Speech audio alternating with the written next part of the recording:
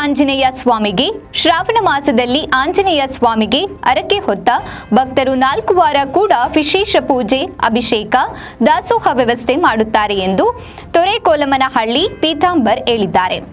ಶನಿವಾರ ಗುಂತಕೋಲಮನಹಳ್ಳಿ ಸಮೀಪ ಹಾಗೂ ಮಲ್ಲೂರಳ್ಳಿ ಗ್ರಾಮ ಪಂಚಾಯಿತಿ ವ್ಯಾಪ್ತಿಯ ರೇಕಲಗೆರೆ ಕಾವಲು ಪ್ರದೇಶದಲ್ಲಿ ನೆಲೆಸಿರುವ ಶ್ರೀ ಕಾವಲು ಆಂಜನೇಯ ಸ್ವಾಮಿ ಶ್ರಾವಣ ಮಾಸದ 4ನೇ ಶನಿವಾರ ರೇಕಲಗೆರೆ ಮತ್ತು ರೇಕಲಗೆರೆ ತಾಂಡದ ಭಕ್ತರು ಆಯೋಜಿಸಿದ ಕಡೆ ಶ್ರಾವಣ ಮಾಸದ ಶ್ರೀ ಕಾವಲು ಆಂಜನೇಯ ಸ್ವಾಮಿಯ ವಿಶೇಷ ಪೂಜೆ ಮತ್ತು ಅಭಿಷೇಕ ದಾಸೋಹ ಕಾರ್ಯಕ್ರಮದಲ್ಲಿ ಪಾಲ್ಗೊಂಡು ಮಾತನಾಡಿದರು.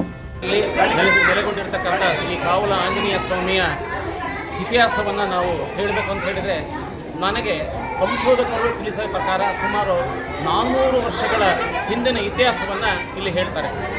ಈ ಒಂದು ಚಿಕ್ಕವಾಗಿ ಇರ್ತಕ್ಕಂಥ ಒಂದು ದೇವಸ್ಥಾನವನ್ನು ಇಲ್ಲಿನ ಗ್ರಾಮಸ್ಥರು ಎಲ್ಲರ ಸಹಕಾರದಿಂದ, ಭಕ್ತರ ಸಹಕಾರದಿಂದ ನಾವು ಈ ಒಂದು ಮಟ್ಟಕ್ಕೆ ಇದನ್ನು ನಾವು ಇಲ್ಲಿ ಬೆಳೆಸಲಿಕ್ಕೆ ಸಾಧ್ಯ ಆಯಿತು.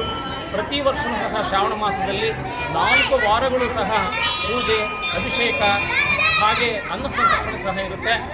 ಈ ವರ್ಷ ಮೊದಲನೇ ಶನಿವಾರ ಹೊಸಹಳ್ಳಿಯ ಶಕುಂತಲಮ್ಮ ಮತ್ತು ಗಿರೀಶ್ ಅವರು, 2ನೇ ವಾರ ತೊರೆಕೋಲಮನಹಳ್ಳಿಯ ಮಧು ಕೊಂಡಿಕಾರ್ ಮತ್ತು ಮಂಜಣ್ಣ ಇವರು, 3ನೇ ವಾರ ಕೊಪ್ಪಳದ ಬಸವಣ್ಣನವರು, 4ನೇ ವಾರ ರೇಕಲಗೆರೆ ಮತ್ತು ರೇಕಲಗೆರೆ ತಾಂಡದ ಸರ್ವ ಭಕ್ತರು ಸಹ ಇಲ್ಲಿ ವಿಶೇಷವಾದ ಪೂಜೆಗಳನ್ನು ಮಾಡಿಸಿ ಮತ್ತು ಅನ್ನಸಂತರ್ಪಣೆಯನ್ನು ಮಾಡಿಸ್ತಾ ಇದ್ದಾರೆ.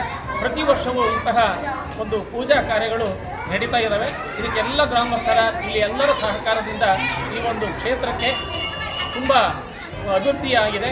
ಇನ್ನು ಮುಂದೆ ಸಹ ಹೆಚ್ಚಿನ ಭಕ್ತರು ಈ ಒಂದು ಕ್ಷೇತ್ರಕ್ಕೆ ಬರಬೇಕು, ಸ್ವಾಮಿಯ ಕೃಪೆಗೆ ಪಾತ್ರರಾಗಬೇಕು ಅಂತೇಳಿ ಈ ಸಂದರ್ಭದಲ್ಲಿ ನಾನು ಕೇಳ್ಕೊಳ್ತಾ ಇದ್ದೇನೆ. ಈ ವೇಳೆ ಶ್ರೀ ಕಾವಲು ಆಂಜನೇಯ ಸ್ವಾಮಿ ಸೇವಾ ಸಮಿತಿಯ ಅಧ್ಯಕ್ಷ ರೇಕಲಗೆರೆ ಎಂ ಚಿನ್ನಯ್ಯ ಮಾತನಾಡಿದರು. ಪ್ರತಿ ವರ್ಷ ಸಂಪ್ರದಾಯದಂತೆ ಶ್ರಾವಣ ಮಾಸದಲ್ಲಿ ಕಡೆ ಶ್ರಾವಣ ಮಾಸದ ಶನಿವಾರ ನಮ್ಮ ರೇಕಲಗೆರೆ ಗ್ರಾಮಸ್ಥರು ಶ್ರೀ ಕಾವಲು ಆಂಜನೇಯ ಸ್ವಾಮಿಗೆ ವಿಶೇಷ ಪೂಜೆ, ಅಭಿಷೇಕ, ದಾಸೋಹ ವ್ಯವಸ್ಥೆ ಮಾಡುತ್ತಾ ಬಂದಿದ್ದಾರೆ ಎಂದರು.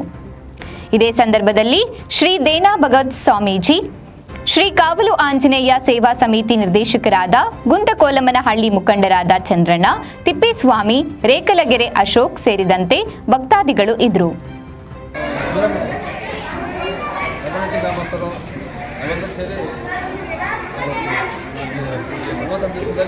ಪೂಜೆ ಸಂತರ್ಪಣೆ ಮಾಡಿ ಹೆಚ್ಚಿದಾಗಿ ಮಾಡಿ ನಾವು ವಿಶೇಷತೆ ಕೊಡ್ತಿದ್ದೀವಿ.